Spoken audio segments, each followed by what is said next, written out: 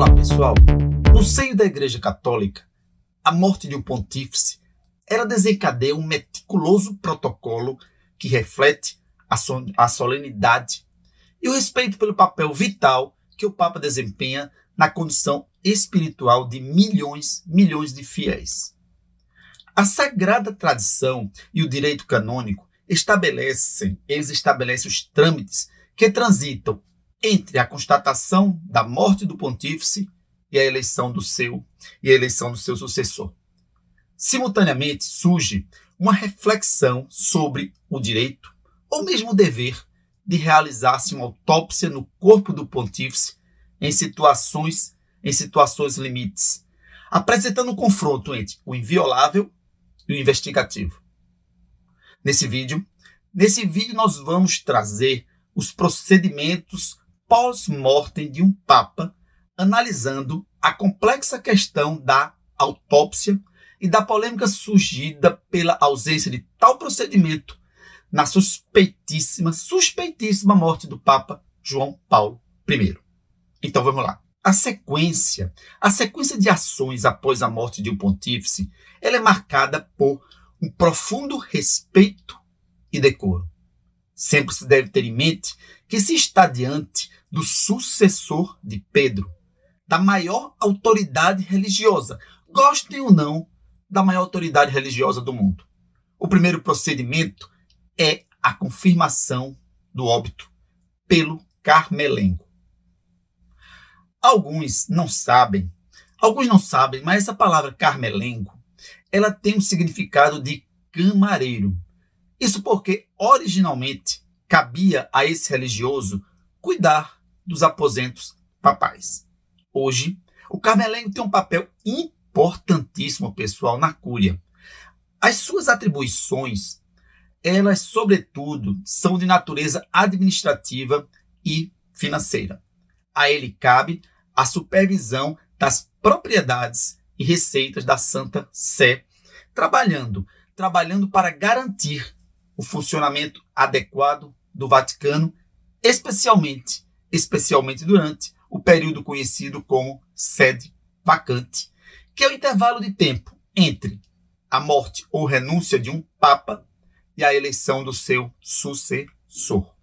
Antigamente, cabia ao Camerlengo efetuar um simbólico toque de martelo na testa do papa.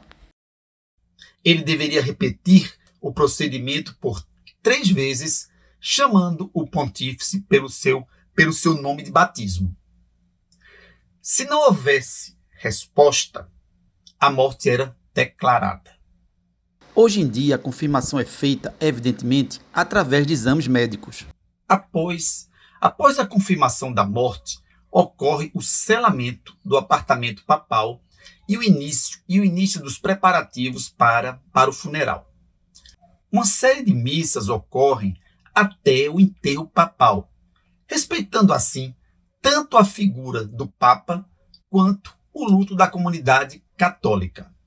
O corpo do Papa falecido é então embalsamado e exibido na Basílica de São Pedro. Para quê? Para que o público possa prestar a sua homenagem.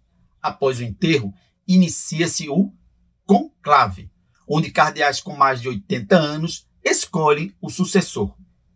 O início das reuniões do conclave ocorre entre 15 e 20 dias da morte do pontífice. Nesse período de sede vacante, a igreja ela é administrada pelo Colégio de Cardeais e pelo Carmelengo. O Carmelengo ele ainda tem a responsabilidade de organizar o conclave. Mas e se houver suspeita acerca da morte do Papa? É possível haver autópsia? Essa discussão, amigos, ela foi trazida na morte do Papa João Paulo I, o qual, de acordo com muitos vaticanistas, muitos mesmos, ele foi assassinado. Até, amigos, um vídeo nesse canal a respeito. A questão da autópsia, ela envolve a intangibilidade do corpo papal, que é visto pela Igreja Católica como um instrumento de Deus. Seria possível, pelo direito canônico, macular esse corpo através de uma autópsia? O entendimento, amigos, majoritário é que não há vedação no direito canônico, embora a prática deva ocorrer apenas em situações extremas, em situações limites. Na história nós tivemos diversos exemplos. Vamos citar dois. Em 1958, o Papa Pio XII teve o seu corpo autopsiado e em 1978 foi realizada uma autópsia em Paulo VI. E nesse íntere da autópsia do Papa Paulo VI, eu questiono qual a razão do corpo do sucessor de Paulo VI, que morreu em circunstâncias para lá de estranhas, não ter sido autopsiado. Porque Paulo VI, sob cuja morte nunca restou suspeita alguma, foi submetido a tal procedimento, e o corpo de João Paulo I, que morreu de maneira muito, mas muito estranha, não foi.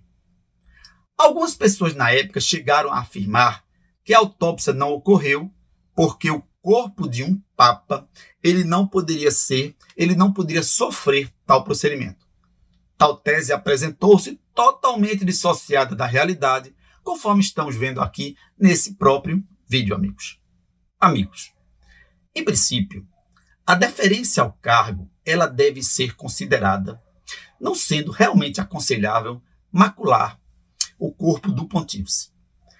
Acontece que exceções históricas ocorreram, tendo sim, como visto, ocorrido autópsias.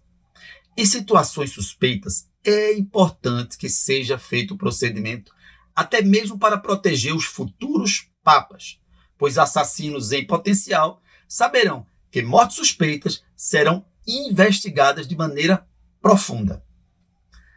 É isso aí. Valeu!